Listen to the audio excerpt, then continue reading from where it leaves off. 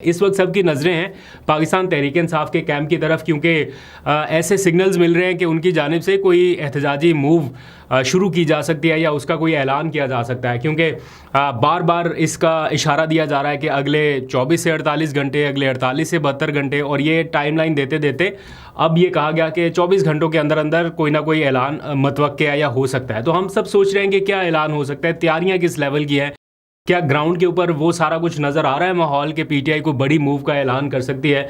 The answer is no, क्योंकि ठीक है कन्वेंशंस वगैरह तो हुए हैं, लेकिन उस बड़े पैमाने की एहतजाजी हिकमत अमली अभी तक तो ग्राउंड के ऊपर उस तरह से नज़र नहीं आई कि इतनी जल्दी ये 24 घंटों के अंदर अंदर कोई ऐसी बड़ी मूव का ऐलान कर दिया जाए। लेकिन हाँ, ये ज़रूर है कि कुछ और फैसले लिए जा सकते हैं। फॉर एग्ज़ाम्पल पार्लियामेंट के सामने कोई एहतजाज करना है, या इस्लामाबाद हाई कोर्ट से टूवर्ड्स इलेक्शन कमीशन कोई एहतजाज करना है, कोई मार्च करना है, या केपी हाउस की जानिब कोई इस तरह की रैली निकालनी है। ये जो चीज़ें हैं ये तो बहरहाल ऑन कार्ड है।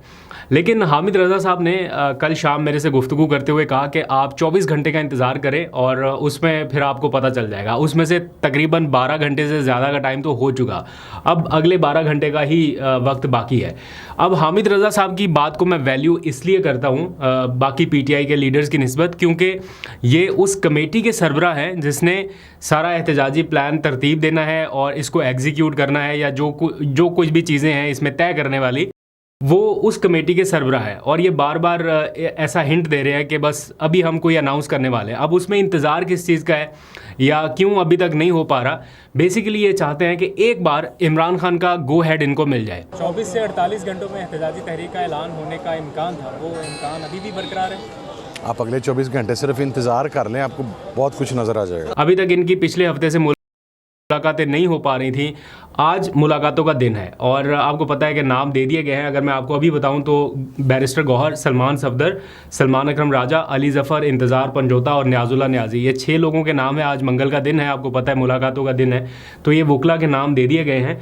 इनमें से अगर एक आध वकील भी पहुँच पाया, मुलाकात कर पाया, तो शायद इमरान खान का कोई ना कोई मैसेज इन तक आ जाएगा। मीनवाइल अलीमा खान, बाकी पार्टी की आदत, वो इस चीज़ के ऊपर इत्तफाक कर चुके हैं कि हमने अब इमरान खान की जो भी पेशी होगी, इस्लामाबाद हाई कोर्ट में हो या जो भी केस हो हमारा, जैसे मखसूस नशिस्तों का सुप्रीम कोर्ट में है, तो इन जगहों के ऊपर अपनी प्रेजेंस जो है उसको बरकरार रखना है और एक मैसिव प्रेजेंस दिखानी है। उसका मकसद ये हरगिज़ नहीं है कि कोई अदालत में जाके कोई हुल्लड़बाजी कर देनी है या माहौल ख़राब कर देना है। मकसद ये है कि ओपन कोर्ट में इतने ज़्यादा अरकाने असम्बली या इतने ज़्यादा जब मुंतखब नुमाइंदे बैठे हों तो उनके सामने केस की कार्रवाई एक डिफरेंट तरीके से आगे बढ़ सकती है, रादर दैन के जैसे अडयाला जेल की 4 दीवारी में जज साहब फैसला सुनाए और निकल गए फ़ौरन, तो ना किसी ने पूछा, ना किसी ने कहा कि आपने 14 साल कैद की सज़ा सुना दी, इसके क्या ग्राउंड्स है, क्या है, तो वो उन्होंने बस सज़ा सुनाई और निकल पड़े हुए।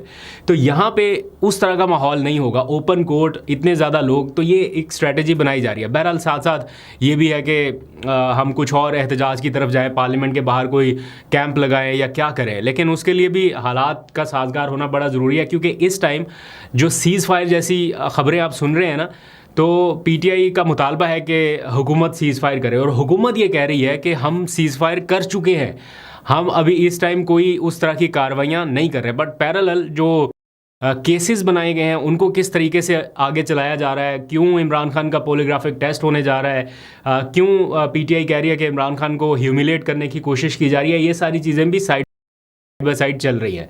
तो इस सारे मामले में पीटीआई के एक अहम इत्तेहादी है जो महमूद अचकज़ई साहब, वो थोड़े खामोश दिखाई दिए।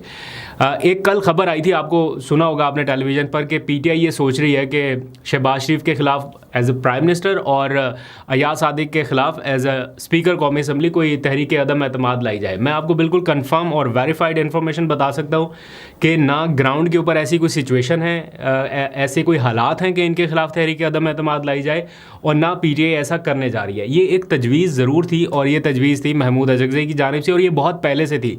महमूद अचकज़ई का ये मानना है या उनका ये मुतालबा है कि एक तो सबके ख़िलाफ़ तहरीक अदम एतमाद लाई जाए, अगर नहीं भी कामयाब होती तो एटलीस्ट एक न्यूज़ आइटम के तौर पे इंटरनेशनली या नेशनली ये चीज़ ज़रूर जाएगी कि पार्लियामेंट में इनके ख़िलाफ़ तहरीक अदम एतमाद आ रही है, जो कि उनको इखलाकी तौर पे कमज़ोर कर सकती है। ये उनका कहीं ना कहीं मानना है। साथ ही उनका दूसरा मुतालबा ये है कि हम अपनी अलग से एक असम्बली बना के उसका इजलास बुलाएं। महमूद अजगज़ई साहब का ये मुतालबा है। वो ये चाहते हैं कि जैसे ऐवान के अंदर एक इजलास चल रहा है पार्लियामेंट का, बिल्कुल इसी तरह जो फॉर्म 45 पे जीतने वाले लोग हैं उनका इजलास पार्लियामेंट के किसी अहाते में या लॉन में कर दिया जाए और वहाँ पे हम अपनी असम्बली लगाएं, हमारा अपना स्पीकर हो, हमारे अपने लोग हों और हम एक मैसेज दें या लोगों को बताएं कि जनाब ये सारा कुछ हो रहा है और हमारी एक अपनी अलग असम्बली है। उसकी कोई हैसियत हो ना हो, लेकिन एज अ न्यूज़ आइटम या उसके ऊपर डिस्कशन, उसकी कवरेज, वो एक डिफरेंट माहौल पैदा कर सकती है। ये महमूद अजगज़ई साहब का मानना है। अब इसके ऊपर PTI का कैंप मुकम्मल राज़ी नहीं हुआ या उनकी जो सियासी कमेटी है उसने अभी तक गो हेड नहीं दिया या इत्तफाक नहीं हो पाया। तो कल उन्होंने सारा मलबा डाल दिया जनाब कि ये तहरीक अदम एतमाद वाला जो मामला है ये तजवीज़ महमूद अजगज़ई साहब की थी। तो महमूद अजगज़ई साहब जब निकले तो सारे कैमरामैन उनकी तरफ के जनाब आपने तजवीज़ दी थी तो अब क्या सिचुएशन है, तो वो बिल्कुल खामोश, वो बोल ही कुछ नहीं रहे, एक लफ्ज़ नहीं बोल रहे। और बड़ी कोशिश की, मैंने भी उनसे सवाल किया, हमने पूरी कोशिश की कि उनका कमेंट, उनका तबसरा, तजिया या उनकी राय आ सके, लेकिन वो अल्लाह के बंदे बिल्कुल नहीं बोले, बिल्कुल खामोश। सर आपने तजवीज़ दी थी ना स्पीकर के खिलाफ तहरीक अदम एतमाद लाने की, उस पर अभी कोई रिसेंट पेशरफ्त है इस टाइम? थोड़ी सी गुफ्तगू देखिए, करते आपने जाइए। कई दफ़ा कहा है कि जी स्पीकर के ऊपर हम अदम एतमाद करते हैं, तो आज आप समझते हैं कि वक्त है कि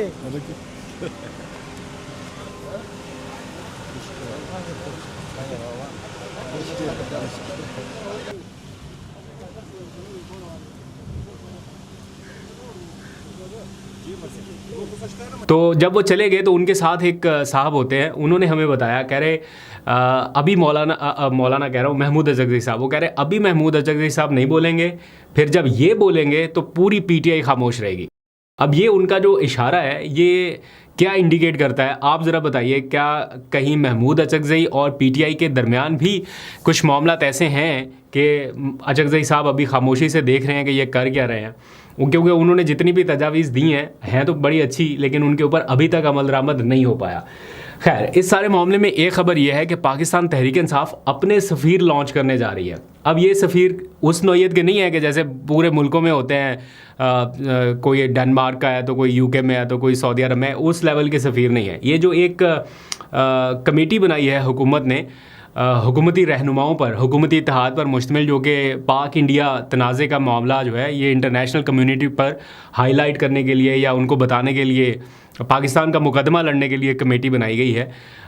वो उस कमेटी में PTI की नुमाइंदगी नहीं है, उसमें शामिल ही नहीं किया अपोजिशन को। यानी PTI अब ये कह रही है कि ये सिर्फ हुकूमती इत्तेहाद की नुमाइंदगी है, पूरी पार्लियामेंट की नुमाइंदगी नहीं है। एज एन होल पाकिस्तान की नुमाइंदगी वो कह रहे हैं कि नहीं हो रही। अगर बाहर जाते हैं, बिलावल भुट्टो की सरबराही में एक कमेटी बनी है, तो इसमें अगर PTI के भी 2 लोग शामिल कर लेते या एक आध शामिल होता तो शायद नेशनल यूनिटी का और स्टैम्प जो है वो पक्का होता।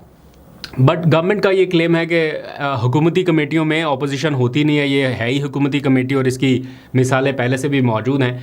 तो शिबली फराज ने कल ये ऐलान किया सेनेट में, उन्होंने कहा कि हम चाहते भी नहीं है कि आप हमें शामिल करें, क्योंकि हम आपके साथ इस तरह की कमेटियों में, उन्होंने वो मिसालें दी कि जनाब हम जेन्युइन लोग हैं और ये इस तरह के लोग हैं, तो हम चाहेंगे भी नहीं कि हमें इनके साथ भेजा जाए, लेकिन हम अपने तौर पे अपने लोग नामज़द करने जा रहे हैं, अपने ख़र्चे पे पाकिस्तान का मुकदमा लड़ने जा रहे हैं और हम बताएंगे दुनिया को कि जनाब क्या पाकिस्तान ने किया और क्या इंडिया ने किया। तो वो अपने सफ़ीर जो है वो नामज़द करने जा रहे हैं। उसमें से कुछ लोग पाकिस्तान से भी हो सकते हैं, उनको भी भेजा जा सकता है। मेजॉरिटी के नाम तो वैसे ही ECL में, उनको इतनी फुर्सत ही नहीं है या इतनी इजाज़त ही नहीं है कि वो जा पाएँ बाहर, लेकिन जो जा पाए या तो उनके नाम शामिल किए जाएंगे या फिर ओवरसीज़ पाकिस्तानियों में से भी कुछ का इंतखाब किया जाएगा कि आप PTI के बिहाफ पे पाकिस्तान का मुकदमा लड़ें। तो PTI इस तरफ भी गौर कर रही है कि हम अपने सफ़ीर जो हैं वो मैदान में उतारें और इस मौके पे अपनी जो स्पेस है उसको ना छोड़ा जाए, यानी अपनी प्रेजेंस जो है वो भी रखी जाए।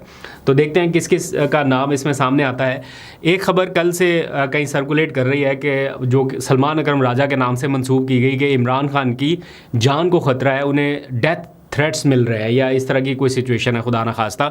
लेकिन वो ख़बर फेक है। सलमान अकरम राजा ने ख़ुद उसकी ट्विटर के ऊपर आके ट्वीट करके बताया कि मेरे से मंसूब ये ख़बर जो है ये बिल्कुल फ़ेक है, मैंने ऐसा कोई बयान नहीं दिया और अभी कोई ऐसे हालात भी नहीं है कि कहा जाए कि उनकी जान को ख़तरा है। ये कई वक्तन फ़वक्तन ऐसी चीज़ें कहीं ना कहीं सर्कुलेट होती रहती हैं।